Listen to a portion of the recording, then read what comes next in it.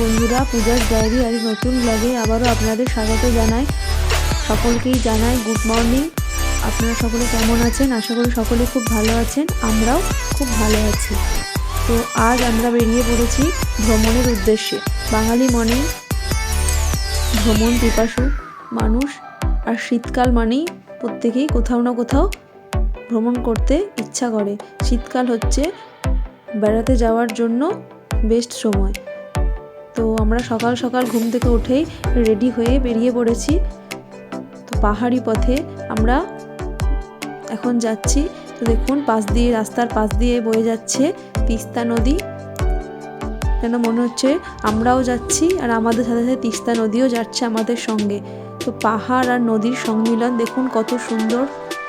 চারিদিকে কুয়াশাচ্ছন্ন আকাশ, তো সব মিলিয়ে খুব সুন্দর মনোরম লাগছিল। তো দেখুন চা বাগান। তো আমরা এখন যাচ্ছি ডুয়ার্স বেড়াতে। তো এই যে আমরা একটি চা বাগানের পাশে দাঁড়িয়েছি। দেখুন কি সুন্দর লাগছে, চারিদিকটা কুয়াশায় ঢেকে আছে, এখনও ঠিকমতো রোদ ওঠেনি, প্রচণ্ড বাইরে ঠান্ডা।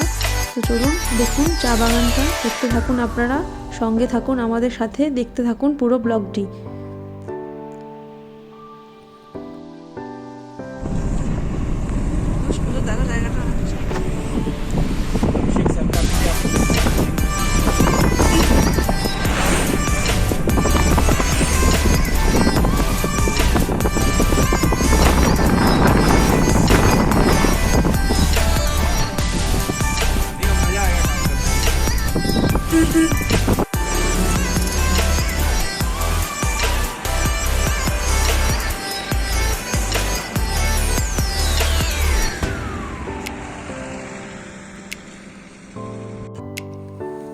এই দেখুন বন্ধুরা, এটি হচ্ছে জলঢাকা নদী। কত সুন্দর নদীটা বয়ে যাচ্ছে দেখুন। আর এই পাশটা হচ্ছে ইন্ডিয়া, আর নদীর ওপারটা হচ্ছে ভুটান। এটা হচ্ছে ইন্ডিয়া ভুটানের বর্ডার, আর এটা হচ্ছে জলঢাকা নদী। ওই যে ব্যারেজটা দেখা যাচ্ছে, ব্যারেজটা হচ্ছে বিন্দু ব্রিজ। ওই যে ব্যারেজটা দেখা যাচ্ছে, ব্যারেজের এপারটা হচ্ছে ইন্ডিয়া, ওপারটা হচ্ছে ভুটান। এই যে দেখুন বিন্দু ব্রিজ। এই যে দেখুন কত সুন্দর নদী বয়ে যাচ্ছে, খুব সুন্দর পরিবেশ, দারুণ প্রকৃতি বলে পাহাড়, আর পাহাড়ের পাশ দিয়ে নদী, সব মিলিয়ে অপূর্ব শোভা। তো দেখুন বন্ধুরা, সাথে থাকুন, পুরো ব্লগটি দেখতে থাকুন। আর আমার এই ব্লগটি যদি ভালো লেগে থাকে please like, share, comment, subscribe করতে ভুলবেন না। তো এটি হচ্ছে ডুয়ার্সের চা বাগান। তো আমরা চা বাগানে একটু নেমে পড়েছি ফটোশ্যুট করার জন্য। তো দেখুন চারিদিকে যেদিকেই তাকাচ্ছি শুধু সবুজ আর সবুজ, সবুজের সমারোহ। যেখানেই তাকাচ্ছি চোখ যেন ভরে যাচ্ছে, মন ভরে যাচ্ছে, চারিদিক শুধু সবুজ আর সবুজ। চা বাগান পুরো মনে হচ্ছে যেন একটা সবুজের বিছানা মেলা রয়েছে।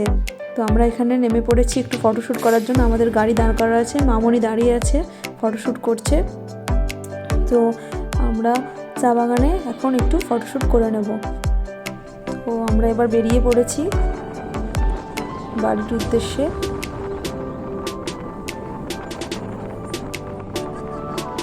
তো দেখুন বন্ধুরা, এটি হচ্ছে উত্তরবঙ্গের আরেকটি নদী, মূর্তি নদী।